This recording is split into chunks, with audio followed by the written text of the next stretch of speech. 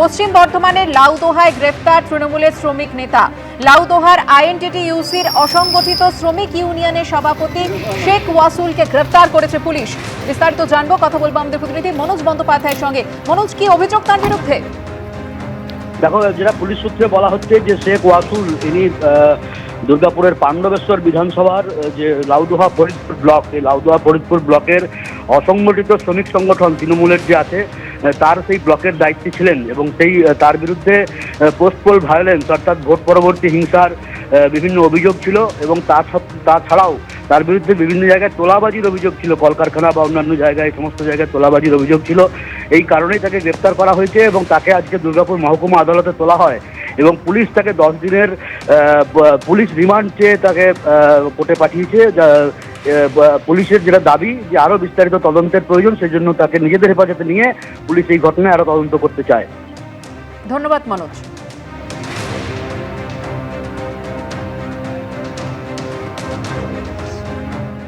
2021 সালে সোশ্যাল মিডিয়ায় পোস্ট করে ভোট পরবর্তী সন্ত্রাসী উস্কানি দেওয়ার অভিযোগ।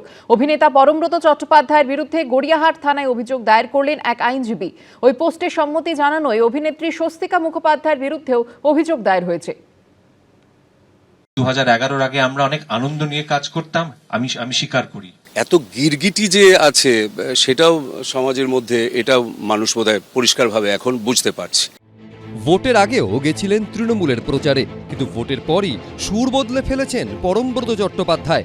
জানিয়ে এবার টালিগঞ্জের শিল্পী মহলের ভেতর থেকে ভেসে আসছে তীব্র কটাক্ষ। অন্যদিকে 2021 সালের বিধানসভা ভোটের পর সোশ্যাল মিডিয়ায় উস্কানিমূলক পোস্ট করার অভিযোগে পরমব্রত চট্টোপাধ্যায়ের বিরুদ্ধে পুলিশে অভিযোগ দায়ের করলেন এক আইনজীবী। অভিযোগ দায়ের করা হয়েছে অভিনেত্রী স্বস্তিকা মুখোপাধ্যায়ের বিরুদ্ধেও। 2021 সালের বিধানসভা নির্বাচনের ফল ঘোষণার দিন সোশ্যাল মিডিয়ায় এই পোস্টটি করেছিলেন পরমব্রত চট্টোপাধ্যায়। পোস্টে অভিনেত্রী স্বস্তিকা মুখোপাধ্যায় কমেন্ট করেছিলেন, হোক হোক। এই পোস্টে ভোট পরবর্তী সন্ত্রাসে উস্কানি দেওয়া হয়েছে বলে গড়িয়াহাট থানায় অভিযোগ জানিয়েছেন আইনজীবী জয়দীপ সেন। পরমব্রত যে টুইটটা করেছিল 2021-এর 2 মে বিকেল 4টে নাগাদ, সেই সময় অলরেডি পোস্টপোল ভায়োলেন্স শুরু হয়ে গেছে এবং উনি যে টুইটটা করেন আজ বিশ্ব রগরানি দিবস ঘোষণা করা হোক, that is a clear and conscious instigation and abetment to large scale violence. আমার মতে পরমব্রতর টুইটটা directly comes under the offence contemplated under section 107 of IPC. তো পুলিশ চাইলে এখন এদেরকে কাস্টাডিতে নিয়ে ইন্টারোগেট করতে পারে। 2021-এ বিধানসভা ভোটের ফল ঘোষণার দিন খুন হয়েছিলেন বিজেপি কর্মী অভিজিৎ সরকার। এরকম অত্যাচার কেন করছে এরা? যে জিতুক, যে যেভাবে রাজনীতিকে সাপোর্ট করুক, আমার কোনো আপত্তি নেই। মুড়ি মুড়কির মতন বোম ফেলছে। পরমব্রত চট্টোপাধ্যায়ের বিরুদ্ধে অভিযোগ দায়ের প্রসঙ্গে সে কথাও টেনে এনেছে বিজেপি। ওই দিনটা আমাদের মনে আছে, ওই দিন কিভাবে অত্যাচার নেমেছিল মনে আছে, কিভাবে অভিজিৎ খুন হয়েছিল মনে আছে। আমরা বিভিন্ন জায়গা থেকে ভিডিও এবং কলগুলো পাচ্ছিলাম যে আমাদের কার্যকর্তাদের বাড়ি ভাঙা হচ্ছে। তৃণমূল জমানায় রাজ্য সরকারি কমিটিতে জায়গা পেয়েছিলেন পরমব্রত চট্টোপাধ্যায়। বিধানসভা ভোটের আগে কৃষ্ণনগর দক্ষিণে তৃণমূল প্রার্থীর জনসভায় দেখা গেছিল তাকে, কিন্তু ভোটের ফল বেরোতেই তার সুর বদলেছে। বুধবার টেকনিশিয়ান স্টুডিওয়ে সদ্য নির্বাচিত বিজেপি বিধায়ক এবং অভিনেতা রুদ্রনীল ঘোষের পাশে বসে তৃণমূলকে নিশানা করেন তিনি। প্রত্যেকেই আমাদের রোজগার করতে হয়, আমাদের প্রত্যেকেই কম্প্রোমাইজ করতে হয় কিছু না কিছু, কোনো না কোনো স্টেজে আমাকেও করতে হয়। আমার সদ্যজাত সন্তানের মুখের দিকে তাকিয়ে দাঁতের দাঁত চেপে ওই জিনিসটা করেছিলাম, আমার কোনো উপায় ছিল না। তাই এই পরম পরিবর্তন নিয়ে ইন্ডাস্ট্রির ভেতর থেকেই এসেছে তীব্র কটাক্ষ। তৃণমূল আমলে এখন যেটা দেখলাম যে এত মানুষ, অসাধু মানুষ রাজনীতির সঙ্গে জড়িয়ে পড়েছেন, এটা আমাদের তখনকার অভিজ্ঞতায় ছিল না। আবার এই বিজেপি আসার পর দেখতে পাচ্ছি যে মানে এত গিরগিটি যে আছে সেটাও সমাজের মধ্যে, এটাও মানুষ বোধহয় পরিষ্কারভাবে এখন বুঝতে পারছে। যত এরকম কম্প্রোমাইজ করব, ঠিক ইলেকশনের আগে আমি যে দলের হয়ে প্রচার করেছি আর তারপরেই আবার বলবো যে না, ওটা আমার ভুল হয়েছে, এটাকে এই দ্বিচারিতা মানুষ ভালো চোখে দেখে না। পরমব্রত নিজের যেটা বুদ্ধিমান ছেলে, যেটা ওর বুদ্ধিতে যেটা ঠিক মনে হয়েছে সেটা করেছে।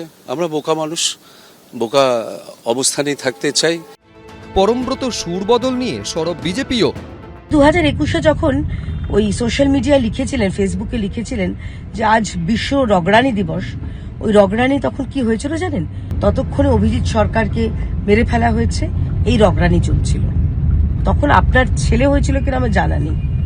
আচ্ছা, অভয়ার সময় যদি কথা বলেন, অভয়ার সময়তে তো 2024 অভয়া হয়েছে, আর 2025-এ আপনার ছেলে হয়েছে। তাই সেই সময় কার মুখের দিকে তাকিয়ে আপনি চুপ ছিলেন আমি জানি না।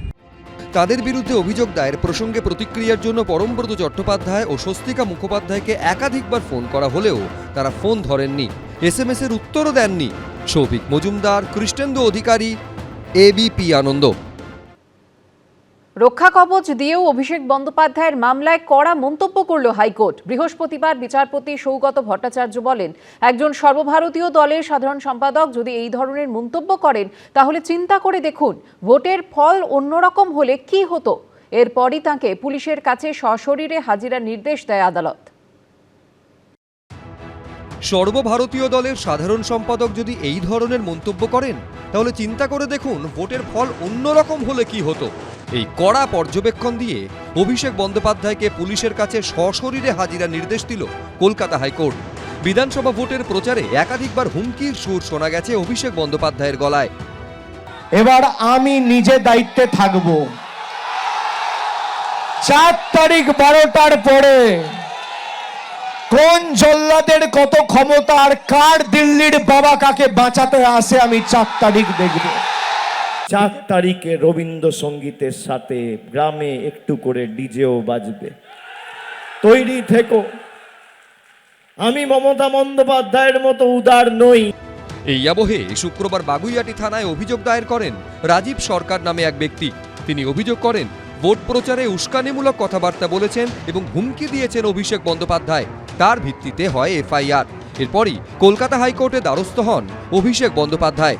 সেই মামলার শুনানিতেই বৃহস্পতিবার বিচারপতি সৌগত ভট্টাচার্য বলেন, একজন সর্বভারতীয় দলের সাধারণ সম্পাদক যদি এই ধরনের মন্তব্য করেন তাহলে চিন্তা করে দেখুন ভোটের ফল অন্যরকম হলে কি হতো। অভিষেক বন্দ্যোপাধ্যায়ের আইনজীবী কল্যাণ বন্দ্যোপাধ্যায় তখন বলেন হয়তো সম্পূর্ণ শান্তি থাকতো, কিন্তু বিচারপতি সঙ্গে সঙ্গে বলেন আমাদের রাজনৈতিক ইতিহাস খুব ভালো কথা বলে না। আমরা বলেছিলাম প্রয়োজন হলে আমরা গ্রিন করিডোর করে দিচ্ছি এয়ারপোর্ট পর্যন্ত, আপনি গিয়ে একবার অমিত শাহর সঙ্গে দেখা করে আসবেন। উনি অমিত শাহকে দেখতে চাইছিলেন, ব্যাকুল হয়ে উঠেছিলেন অমিত শাহকে দেখবার জন্য 4 তারিখ দুপুরে। উনি একটু বেরিয়ে আন্দোলন করুন, ঠিকঠাক লাগবে। ফলতা উপনির্বাচনে কোনো লড়াই প্রচার নেই, পোস্টার নেই, বিজেপির পতাকা খোলার লোক রাস্তায় নেই, আর তৃণমূল কংগ্রেসের পতাকা লাগানোর জন্য।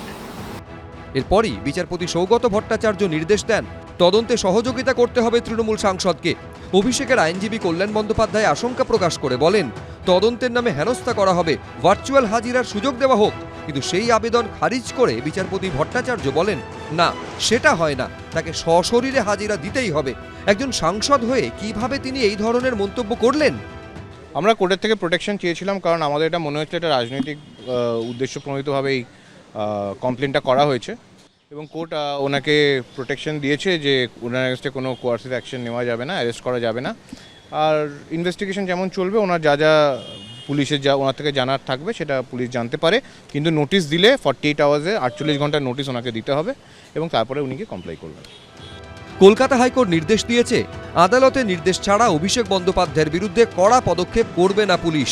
30শে জুলাই বা পরবর্তী নির্দেশ না দেওয়া পর্যন্ত বহাল থাকবে রক্ষা কবচ। তবে আদালতের নির্দেশ ছাড়া দেশ ছাড়তে পারবেন না অভিষেক বন্দ্যোপাধ্যায়। অভিষেক বন্দ্যোপাধ্যায়কে ডাকতে হলে 48 ঘন্টা আগে নোটিশ দিতে হবে বলেও নির্দেশ দিয়েছে কলকাতা হাইকোর্ট। এদিকে ক্যানিং পশ্চিমের জয়ী তৃণমূল প্রার্থী পরেশ রাম দাসের বিরুদ্ধেও 30শে জুন পর্যন্ত কোনো কড়া পদক্ষেপ নেওয়া যাবে না বলে নির্দেশ দিয়েছে কলকাতা হাইকোর্ট। তবে তদন্ত চলবে এবং মামলাকারীকে তদন্তে সহযোগিতা করতে হবে বলে নির্দেশ দিয়েছে আদালত। সৌভিক মজুমদার, এবিপি আনন্দ, কলকাতা। এবিপি আনন্দ, এগিয়ে থাকে, এগিয়ে রাখে।